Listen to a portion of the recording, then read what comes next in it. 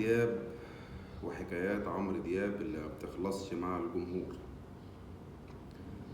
عمرو دياب معروف عنه دايما ان هو شخص مغرور، شخص متكبر، شخص ما بيعملش احترام للجمهور بتاعه، لدرجة انه يضرب واحد من الجمهور في فرح بالقلم على وشه.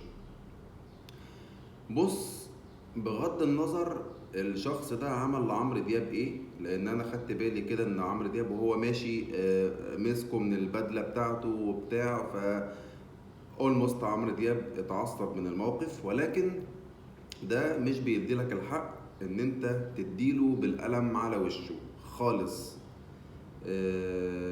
مهما كنت انت في الاول وفي الاخر انسان بني ادم، بتتعصب وبتفقد اعصابك والكلام ده كله، ولكن شغلانتك ومهنتك بتحكم عليك ان انت تحترم الجمهور غصب عنك، مش بمزاجك، ولا ان انت تغلط في حد، ولا ان انت تشتم حد، ولا ان انت تمد ايدك على حد.